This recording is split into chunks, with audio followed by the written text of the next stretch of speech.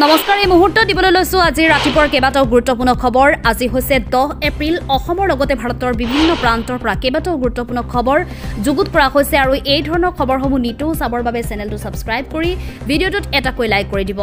তেন্তে আহক প্ৰিয় দৰ্শকসকল আজি ৰাতিপুৱাৰ খবৰ কেইটা আৰম্ভ কৰো আজি ৰাতিপুৱাৰ প্ৰথমটো খবৰ আজি জনতা ভৱনত মুখ্যমন্ত্ৰী ডক্টৰ হিমন্ত বিশ্ব শৰ্মাই আগন্তুক 14 এপ্ৰিলত প্ৰধানমন্ত্ৰী নৰেন্দ্ৰ মোদীৰ অসম আগমন সন্দৰ্ভত সংবাদমেল সম্বোধন কৰে মুখ্যমন্ত্ৰীয়ে সংবাদমেলত প্ৰকাশ কৰা মতে 14 তাৰিখে এদিনীয়া কাৰ্যসূচীৰে গুৱাহাটীত উপস্থিত হ'ব প্ৰধানমন্ত্ৰী দিনৰ 11:30 মিনিটত গুৱাহাটী বিমানবন্দৰত উপস্থিত হৈ প্ৰথমে IIT গুৱাহাটী আৰু তাৰ পিছত এইমছ প্ৰদৰ্শন কৰিব মুখ্যমন্ত্ৰী এইমছৰ কাম ইতিমধ্যে 85% সমাপ্ত হোৱা বুলিও জানিবলৈ দিয়ে এইমছ নিৰ্মাণৰ বাবদ 1123 কোটি টকা ব্যয় কৰা হৈছে আৰু প্ৰত্যেক বছৰে 100 জন ছাত্ৰ-ছাত্ৰীয়ে চিকিৎসা বিজ্ঞান বিষয় অধ্যয়ন কৰিব প্ৰধানমন্ত্ৰীয়ে এইমছ উদ্বোধনৰ লগতে নগাঁও কুকৰাঝাৰ আৰু নলবাৰী মেডিকেল কলেজ মুকলি কৰিব এইমছৰ পৰাই প্ৰধানমন্ত্ৰী শুভ উদ্বোধন কৰিব তিনিখন মেডিকেল কলেজৰ এইমছৰ পৰাই প্ৰধানমন্ত্ৰী আয়ুষ্মান ভাৰত আৰু মুখ্যমন্ত্ৰী আয়ুষ্মান অসম আঁচনিৰ অনুসৰি 1 কোটি 10 লাখ মানুহৰ বাবে কাৰ্ড মুকলি কৰিব সেইদিনাই প্ৰধানমন্ত্ৰীগৰাকীয়ে প্ৰতীকী ৰূপত প্ৰদান কৰিব কাৰ্ড এইমছৰ পৰাই IIT গুৱাহাটী আৰু অসম চৰকাৰৰ মাজত হোৱা বুজাবুজিৰ সিদ্ধান্ত মৰ্মে নিৰ্মাণ কৰিবলগীয়া আৰ্হি নামৰ ইনষ্টিটিউটখনৰ শুভাৰম্ভ কৰা হ'ব প্ৰধানমন্ত্ৰীয়ে 1:45 সময় গুৱাহাটী উচ্চ ন্যায়ালয়ৰ সামৰণি অনুষ্ঠানত উপস্থিত থাকিব তাৰ পিছতে কইনাধৰাত জিৰণি ল'ব 4:45 মিনিটত সৰুসজাইত উপস্থিত হ'ব প্ৰধানমন্ত্ৰী সৰুসজাইত উপস্থিত হোৱাৰ পিছত 11,010 গৰাকী বিহুৱা আৰু বিহুৱতীয়ে প্ৰধানমন্ত্ৰীৰ সন্মুখত বিহু প্ৰদৰ্শন কৰিব 15 মিনিট বিহু প্ৰদৰ্শন কৰা হ'ব আৰু ইয়াৰ জৰিয়তে বিশ্ব অভিলেখৰ প্ৰচেষ্টা চলোৱা হ'ব সৰুসজাইত প্ৰধানমন্ত্ৰীয়ে লগতে নামৰূপৰ মিঠানেল প্ৰকল্পৰ শুভাৰম্ভণি কৰিব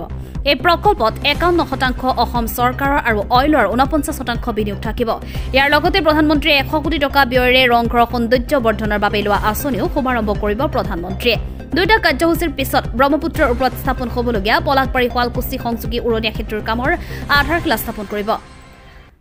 আজি ৰাতিপুৱাৰ দ্বিতীয়টো খবৰ বোকাখাত কুৰাবাহী তিনিআলিত ভয়ংকৰ অগ্নিকাণ্ডৰ ঘটনা গোবৰ্ধন বিশ্বাস নামৰ লোকজনৰ ব্যৱসায়িক প্ৰতিষ্ঠানৰ অগ্নিকাণ্ডৰ সূত্ৰপাত অগ্নিকাণ্ডৰ কাৰণ জানিব পৰা হোৱা নাই যদিও বৈদ্যুতিক শ্বৰ্ট চাৰ্কিটৰ ফলতে অগ্নিকাণ্ডৰ সূত্ৰপাত হোৱাৰ সন্দেহ দুখন অগ্নি নিৰ্বাপক গাড়ীয়ে অগ্নি নিৰ্বাপনৰ চেষ্টা কৰে আৰু অৱশেষত জুই নিৰ্বাপন কৰে এই ঘটনাত লক্ষাধিক মূল্যৰ সম্পত্তি জুইত জাহ যায় আজি ৰাতিপুৱাৰ তৃতীয়টো খবৰ ইফতাৰৰ সামগ্ৰী ক্ৰয় কৰিবলৈ যাওঁতে সাংবাদিকক আক্ৰমণ ড্ৰাগছ মাফিয়াৰ এছান নিউজৰ ডবকাৰ সাংবাদিকক গুৰুলকৈ প্ৰহাৰ কৰিছে ড্ৰাগছ মাফিয়াই আহত সাংবাদিকগৰাকীৰ নাম জেনিফ জেৰি ইফতাৰৰ সামগ্ৰী ক্ৰয় কৰিবলৈ যাওঁতে সাংবাদিকক মাৰপিট ঘটনাৰ কেন্দ্ৰ কৰি নগাঁৱৰ মহখুলিত উত্তপ্ত পৰিস্থিতি হজৰত আলী চান্দ মিয়া আৰু মজিবৰ বিৰুদ্ধে আক্ৰমণৰ অভিযোগ সমগ্ৰ ঘটনাৰ দৃশ্যাংশ বন্দী হৈছে CCTV কেমেৰাত দুৰ্বৃত্তক বিচাৰি আৰক্ষীৰ অভিযান আৰম্ভ আজি ৰাতিপুৱাৰ চতুৰ্থটো খবৰ ৰাজ্যত পুনৰ উদ্ধাৰ যুৱকৰ মৃতদেহ চাহ বাগিচাৰ সমীপৰ পথৰ দাঁতিত কোনো দুষ্কৃতিকাৰীয়ে পৰিকল্পিতভাৱে হত্যা কৰিছে দুলিয়াজানত সংঘটিত হৈছে এক চাঞ্চল্যকৰ ঘটনা দুলিয়াজানৰ মহাবীৰবাৰী চাহ বাগিচাৰ সমীপৰ পথৰ দাঁতিত ৰহস্যজনক অৱস্থাত উদ্ধাৰ হৈছে এটা মৃতদেহটোত আঘাতৰ চিন স্পষ্ট হৈ আছে বুলি স্থানীয় ৰাইজে জানিবলৈ দিছে ঘটনাস্থলীত আৰক্ষী উপস্থিত হৈ মৃতদেহটো উদ্ধাৰ কৰি মৰণোত্তৰ পৰীক্ষাৰ বাবে ডিব্ৰুগড় অসম চিকিৎসা মহাবিদ্যালয় হস্পিটেললৈ প্ৰেৰণ কৰিছে এই পৰ্যন্ত আৰক্ষীয়ে উদ্ধাৰ কৰা নাই মৃতদেহটো চিনাক্ত কৰিবলৈ সক্ষম হোৱা নাই কোনো দুষ্কৃতিকাৰীয়ে লোকজনক পৰিকল্পিতভাৱে হত্যা কৰি মৃতদেহটো উক্ত স্থানত পেলাই থৈ যোৱাৰ সন্দেহ প্ৰকাশ কৰিছে স্থানীয় ৰাইজে শেহতীয়াকৈ আৰক্ষীয়ে ঘটনা সন্দৰ্ভত তদন্ত অব্যাহত ৰাখিছে যদিও এই পৰ্যন্ত লোকজনৰ মৃত্যুৰ প্ৰকৃত কাৰণ পোহৰলৈ আনিবলৈ সক্ষম হোৱা নাই আজি ৰাতিপুৱাৰ পঞ্চমটো খবৰ নাহৰলগুন তিনিচুকীয়া ইণ্টাৰচিটিয়ে মহতিয়ালে এগৰাকী মহিলাক পুৱা প্ৰাতঃ ভ্ৰমণৰ বাবে ওলাই যোৱাৰ সময়তে ৰিটাই সাৱটি ল'বলগীয়া হয় মৃত্যু নাহৰলগুন তিনিচুকীয়া ইণ্টাৰচিটিয়ে মহতিয়ালে এগৰাকী মহিলাক উল্লেখ্য যে লখিমপুৰ জিলাৰ কঠালপুখুৰী ষ্টেচনৰ কাষতে সংঘটিত হৈছে এই দুৰ্ঘটনা প্ৰায় 6:10 মিনিটত সংঘটিত এই দুৰ্ঘটনা দলহাট বজাৰ বাসিন্দা প্ৰায় 45 বছৰীয়া নিহত মহিলাগৰাকীৰ নাম ৰীতা প্ৰধান বুলি জানিব পৰা গৈছে পুৱা প্ৰাতঃ ভ্ৰমণৰ বাবে ওলাই যোৱা অৱস্থাত সংঘটিত হৈছে দুৰ্ঘটনাটো জানিব পৰা অনুসৰি মহিলাগৰাকীয়ে কাণেৰে কম শুনাৰ বাবে মৃত্যুক সাৱটি ল'ব লগা হয় ইতিমধ্যে স্থানীয় আৰক্ষীৰ লগতে ৰেলৱে আৰক্ষীয়ে উপস্থিত হৈছে আৰু মৃতদেহ মৰণোত্তৰ পৰীক্ষাৰ বাবে লৈ যোৱা হৈছে আজি ৰাতিপুৱাৰ ষষ্ঠ খবৰলৈ আগবাঢ়িছো এবাৰ কংগ্ৰেছ নেতা ৰাহুল গান্ধীৰ বিৰুদ্ধে মানহানিৰ গোচৰ ৰুজু কৰা ভাবুকি মুখ্যমন্ত্ৰী হিমন্ত বিশ্ব শৰ্মাৰ শৰ্মাক আদানী গ্ৰুপৰ সৈতে সম্পৰ্কত ৰাহুল গান্ধীয়ে কৰা টুইট সন্দৰ্ভত এই গোচৰ ৰুজু কৰিব বুলি দেওবাৰে মুখ্যমন্ত্ৰীগৰাকীয়ে কয় সংবাদমেল সম্বোধন কৰি শৰ্মাই কয় যে প্ৰধানমন্ত্ৰী নৰেন্দ্ৰ মোদীৰ 14 এপ্ৰিলত গুৱাহাটী ভ্ৰমণৰ পিছতে মানহানিৰ গোচৰ ৰুজু কৰা হ'ব শৰ্মাই কয় যে ৰাহুল গান্ধীয়ে কৰা টুইটটো মানহানিকৰ প্ৰধানমন্ত্ৰী অসম ভ্ৰমণৰ পাছতে গোচৰ ৰুজু কৰা হ'ব ৰাহুল গান্ধীৰ বিৰুদ্ধে উল্লেখ্য যে ৰাহুল গান্ধীয়ে আদানী সন্দৰ্ভত প্ৰায় চৰকাৰক আক্ৰমণ কৰি আহিছে শনিবাৰে আদানী সন্দৰ্ভত এক টুইট কৰি ৰাহুল গান্ধীয়ে লিখিছিল যে তেওঁলোকে সত্য লুকুৱাই ৰাখে হে প্ৰতিদিনে বিপথে পৰিচালিত কৰে প্ৰশ্নটো একে আছে আদানীৰ গ্ৰুপত 20,000 কোটি বেনামী টকা কাৰ ইয়াৰ লগতে গান্ধীয়ে একাংশ নেতাৰ নাম ফটোত শ্বেয়াৰ কৰিছিল গান্ধীয়ে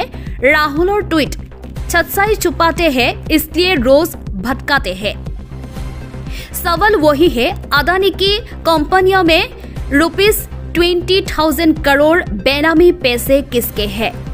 यार पासते हिमंत बिश्वयु ट्विटरत प्रत्युत्तर दिছিল राहुल गांधीक तार पासते আছিল राहुल गांधीर बिरुद्धे मानहानिर गोचर रुजु करा हब বুলি কয় मुख्यमंत्री शर्माই আজি ৰাতিপুৱাৰ সপ্তমটো খবৰ জোৱানিকা খুজাই আৰক্ষী অধীক্ষকৰ নেতৃত্বত এটা আৰক্ষীৰ দলে মুৰাদঝাৰ আৰু ডবকাৰ বিভিন্ন প্ৰান্তৰ পৰা 15 গৰাকী কুখ্যাত জোৱাৰী গ্ৰেপ্তাৰ কৰিবলৈ সক্ষম হৈছে মুৰাদঝাৰ আৰক্ষী থানা অন্তৰ্গত চৌধুৰী বজাৰত অভিযান চলাই 9 জনকৈ জোৱাৰী গ্ৰেপ্তাৰ কৰিছে আৰক্ষীয়ে আটক কৰা জোৱাৰী কেইটা হৈছে বাহাৰুদ্দিন বুৰহানুদ্দিন তাজুল ইছলাম ফাৰুক ইছলাম চৌধুৰী ইমৰান হোসেন চাহাবুদ্দিন সাহিদুদ্দিন মুজিবুৰ ৰহমান আৰু সিৰাজুদ্দিন আৰক্ষী আটক কৰা জোৱাৰী কেইটাৰ জিম্মাৰ পৰা 9টা মোবাইল ফোন নগদ 5,500 টকা আৰু 2 বান্ডিল জোৱা খেলৰ সামগ্ৰী জব্দ কৰে মুৰাদঝাৰ আৰক্ষীয়ে শংকৰদেৱ নগৰ ন্যায়িক দণ্ডাধীশৰ ওচৰত হাজিৰ কৰাত আদালতে জেল হাজতলৈ প্ৰেৰণ কৰা বুলি জানিব পৰা গৈছে অন্যহাতে ডবকাৰ কাঞ্চি বজাৰ পৰা নিশা ডবকা আৰক্ষী অভিযান চলাই 6 গৰাকী আইপিএল জোৱাৰী গ্ৰেপ্তাৰ কৰে নিশা আইপিএল চাই জোৱা খেলি থকাৰ পৰা আটক কৰা হয় জোৱাৰী কেইটাৰ পৰা আৰক্ষীয়ে নগদ 31,400 টকা আৰু 6টা মোবাইল ফোন জব্দ কৰিছে আৰক্ষীয়ে আটক কৰা ডবকাৰ জোৱাৰী কেইটা ক্ৰমে জুবেৰ হোসেন আজাৰুদ্দিন জহিৰুল ইছলাম আৰছাদ আলী আৰু আব্দুল আজিজ দুয়োখন থানা এলেকাৰ পৰা মুঠ 15 গৰাকী কুখ্যাত জোৱাৰীক শংকৰদেৱ নগৰ ন্যায়িক দণ্ডাধীশৰ ওচৰত হাজিৰ কৰাত আদালতে জেল হাজতলৈ প্ৰেৰণ কৰিছে উল্লেখযোগ্য যে হোজাইত আৰক্ষী অধীক্ষক সৌৰভ গুপ্তাই যোগদান কৰাৰ পিছৰে প্ৰায় জোৱা মদ আৰু ড্ৰাগছৰ বিৰুদ্ধে কেইবাটাও সফল অভিযান চলাই এনে কাৰ্য লগত জড়িত বহু লোকক গ্ৰেপ্তাৰ কৰিবলৈ সক্ষম হৈছে আজি ৰাতিপুৱাৰ শেষৰটো খবৰ ৰাজ্যত দিনক দিনে বৃদ্ধি পাইছে চুৰিকাণ্ডৰ ঘটনা মহানগৰীৰ বিভিন্ন প্ৰান্তত চোৰৰ উপদ্ৰৱে জ্বলা-কলা খুৱাইছে মহানগৰবাসীক আৰক্ষী প্ৰশাসনৰ ভূমিকাই যেন চোৰক বাধা দিব পৰা নাই তেনে সময়তে 3খন চুৰি মটৰচাইকেল সহ মহানগৰ আৰক্ষীয়ে গ্ৰেপ্তাৰ কৰে 2 গবাইতকাৰী চোৰ মহানগৰীৰ ফটাহিল আমবাৰী থানাই গ্ৰেপ্তাৰ কৰে এই চোৰটোক ধৃত চোৰ দুটা ক্ৰমে হাজুৰ কাহিদালি ওৰফে টক্ৰা আৰু ৰূপচান্দ আলী ফটাহিল আৰু বৰা গাঁৱৰ পৰা জোৱানিকা গ্ৰেপ্তাৰ কৰা চোৰটোক কামৰূপ জিলাৰ মুখ্য ন্যায়িক দণ্ডাধীশৰ আদালতত হাজিৰ কৰে আৰক্ষীয়ে দৰ্শকসকলে ভিডিঅ'টোৰ মাধ্যমেৰে আজিৰ ৰাতিপুৱাৰ কেইবাটাও গুৰুত্বপূৰ্ণ খবৰ দিবলৈ চেষ্টা কৰিলো যদি খবৰ কেইটা শুনি ভাল লাগিছে তেন্তে লাইক কমেণ্ট আৰু শ্বেয়াৰ কৰি উৎসাহিত কৰিব বুলি আশা ৰাখিলো ধন্যবাদ